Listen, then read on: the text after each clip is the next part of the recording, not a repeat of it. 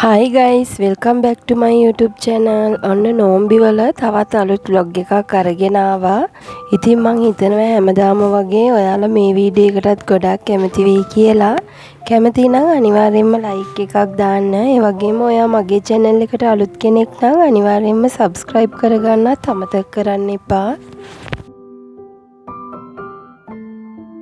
නෝම්බි වලම තවත් ඕඩර් එකක් ආවා මැලේ අච්චාරු ඒ වගේම උඹලකඩ සම්බල්.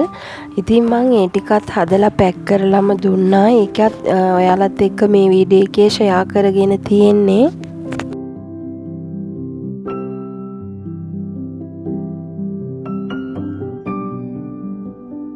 එදා හවස ඉෆ්තාර් වෙලාවට ෂවර්මා ටිකක් තමයි හදාගත්තේ. ඉතින් චිකන් ෂවර්මා මම ගෙදරම හදාගත්තා රොටි එකත් එක්කම. අසර එකත් ප්‍රේ කරලා ටිකක් කුරාන් එකත් කියවලා ඉවර වෙලා තමයි මම ගිහිල්ලා ෂවර්මා එක හදාගන්න වැඩේ කරන්න පටන් ගත්තේ. ඒත් එක්කම මුලින්ම මම ෂවර්මා එකට අවශ්‍ය කරන රොටි එක තමයි හදාගත්තේ.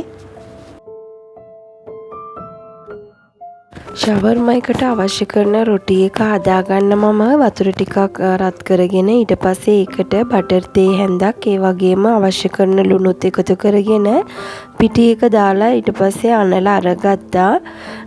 ඒත් එක්කම මේ විදියට රොටි ටිකත් හදාගත්තා. රොටි ටික නම් ගොඩාක් සොෆ්ට් එකට තමයි හදලා අරගත්තේ. ඉතින් ඒත් එක්කම චිකන් ටිකත් තම්බලා අරගෙන පොඩි පොඩි කෑලි වලට මම කපලා අරගත්තා.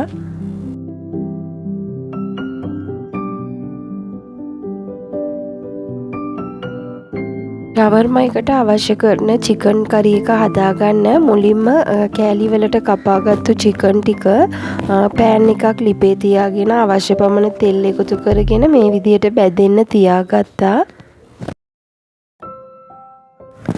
චිකන් ටික බැදීගෙන ආවට පස්සේ ඒකට අවශ්‍ය කරන කෑලි මිරිස් ඒ වගේම මිරිස් කුඩු ගම් මිරිස් කුඩු ටිකක් එකතු කරගෙන හොඳට කරි එක හදාගෙන මේ විදියට තමයි එදා දවසේ මම ෂවර්මා ටික හදලා අරගත්තේ. ඉතින් ගොඩාක් රසට තිබුණා ෂවර්මා ටික නම්. එදා ඉෆ්තාර් එක වෙලාවට මේ විදියට තමයි හදාගත්තේ.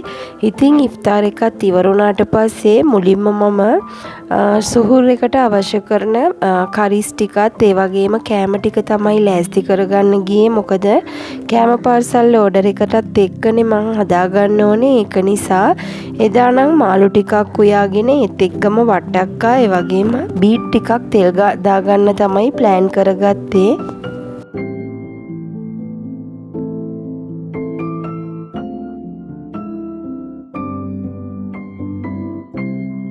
හස්බන්ඩ්ුත් එදා නිවාඩු දවසක් නිසා එළවලු ටිකක් අරගෙන ඇවිල්ලා තිබ්බා මම. ඉතින් ඒ ටිකත් ක්ලීන් කරගත්තා. මාළු ටිකත් හොඳට ඕදගෙන අයින් කරගත්තට පස්සේ මේ විදියට ගෙනාපු තක්කාලි ටිකත් ක්ලීන් කරගෙන අයින් කරගන්න තමයි මේ විදියට ලෑස්ති කරගත්තේ. ඉතින් මට එළවලු වලින් නැතිවෙම බැරි දෙයක් තමයි තක්කාලි කියන්නේ. කරිස් හදනවා නම් අනිවාර්යයෙන්ම මට තක්කාලි ඕනේ. ඉතින් ගොඩාක්ම ගේන වෙලාවට ගෙනල්ලා හොඳට බොක්ස් එකකට දාලා පරිස්සමින් අරන් තියාගන්නවා.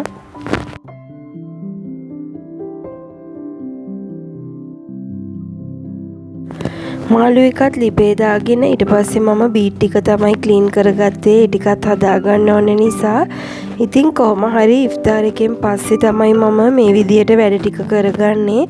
මොකද කෑම ටික යාලා සුහුර් එක වෙලාවට අරගන්න නිසා ටිකක් පරක්කු වෙලා හදලා දෙන එක හොඳයිනේ. ඒක නිසා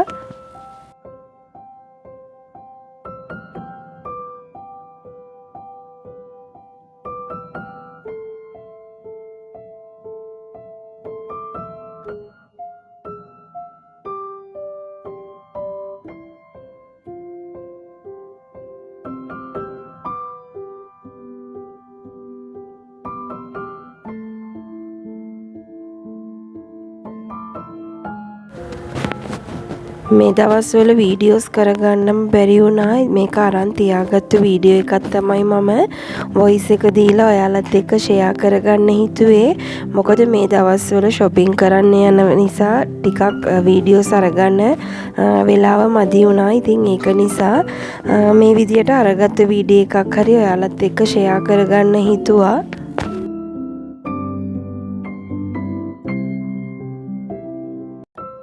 එදා සහර් එක වෙලාවට මේ විදියට තමයි කෑම ටික මම ලෑස්ති කරලා අරගත්තේ. ඉතින් ඊළඟ දවසේ තමයි මට මැලේ අච්චාරු ඕඩර් එකයි ඒ වගේම උම්බලකඩ සම්බල් ඕඩර් එකත් හම්බ වුණේ. ඉතින් මම ඒ ටික ලෑස්ති කරගන්න ඊළඟ දවසේ උදේම ලුණු ටිකත් සුද්ධ කරගෙන ඔක්කොම ටික ලෑස්ති කරගත්තා.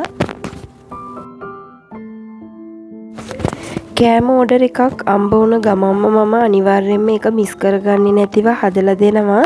ඉතින් ඒක නිසාම එදා දවසෙත් මම මේ විදියට උම්බලකඩ සම්බල් එක හදාගන්න ලෑස්ති කරන ගමන් ඉතින් එදා දවසෙත් හස්බන්ඩ් නිවාඩු දවසක් එයාත් මට ගොඩාක් හෙල්ප් කරා. උම්බලකඩ සම්බල් කිලෝ දෙකක් මේ විදියට ඕඩර් එකක් හම්බුණා. ඉතින් ඒකත් හදලා ඉවර කරගෙන ඊට පස්සේ උම්බලකඩ වෙනම සම්බල් ටිකක් මම පැක් කරගත්තා. ඉතින් මම පැක් කරන වීඩියෝස් ඔයාලත් එක්ක මේ වීඩියෝ එකේ ෂෙයා කරගෙන තියෙන්නේ. ඒත් එක්කම මගේ TikTok channel එකෙත් මම අප්ලෝඩ් කරලා තියෙන්නේ. ඔයාලගේ සපෝට් එක මට අනිවාර්යයෙන්ම දෙන්න. ඉතින් මේ විදියට මම එදා දවසේ ලුණු ටිකත් ෆ්‍රයි කරලා අරගෙන ඊට පස්සේ මගේ උම්බලකඩ සම්බල් එක මම හදලා අරගත්තා.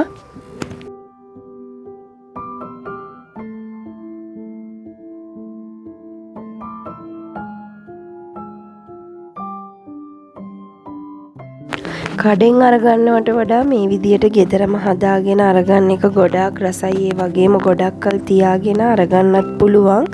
ඉතින් මේ විදියට උම්බලකඩ සම්බල් එක හදාගන්න මුලින්ම ලුණු ටික ලස්සන පාටකට ෆ්‍රයි කරලා අරගත්තට පස්සේ තමයි මම ඒකට අවශ්‍ය කරන දේවල් ටික එකතු කරගන්නේ. ඉතින් මම ඒකට කරපිංච ටිකක් ෆ්‍රයි කරලා ඒ වගේම සුදු ලුණු ටිකක් බෙදලා එකතු කරගන්නවා. ඒත් එක්කම උම්බලකඩ ටික මේ විදියට එකතු කරගෙන තමයි අවශ්‍ය පමණ කෑලි මිරිස් ඒ වගේම ලුණු ඒ වගේම දෙහි යුෂ ටිකක් එකතු කරගෙන තමයි හොඳට අනලා අරගන්නේ.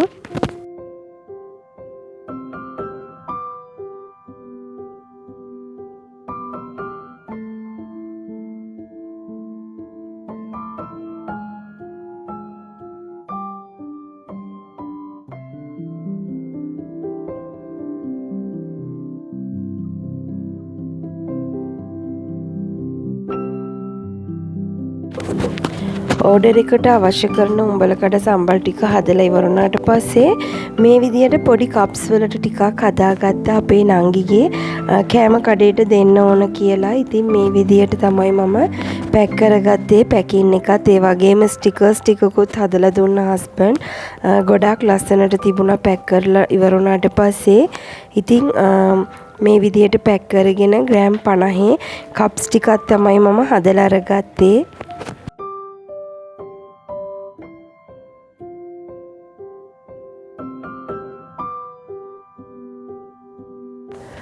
කප්ස් 12 ගානේ මේ විදියට උම්බලකඩ සම්බල් ඒ වගේම මැලේ අච්චාරු කප්ස් 12 24ක් මම හදලා නංගිගේ කඩේටත් යවලා ඊට පස්සේ ඕඩර් එකත් බාර දුන්නා. ඉතින් මැලේ අච්චාරු එකත් මේ වගේම උම්බලකඩ සම්බල් එකත් හදාගත්තට පස්සේ ලස්සන ස්ටිකර්ස් ටිකක් හස්බන්ඩ් හදලා දුන්නා.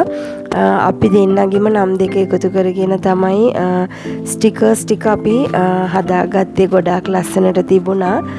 ඉතින් මේ විදියට තමයි එදා ඕඩර්ස් ටික අපි ලස්සනටම හදලා ඉවර කරගත්තේ.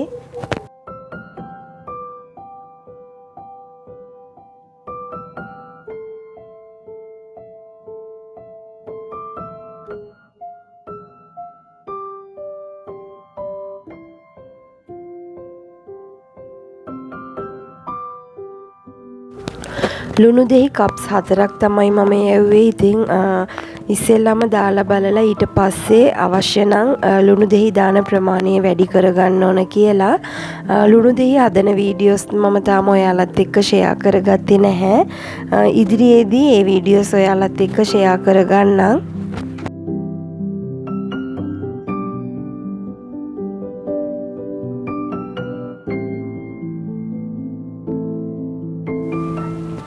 හස්බන්ඩ් මේ විදිහට ස්ටිකර්ස් ටිකත් හදාගෙන ආවට පස්සේ ඒ ටිකත් අලව ගන්න ඕන නිසා කපලම් ලෑස්ති කරගත්තා.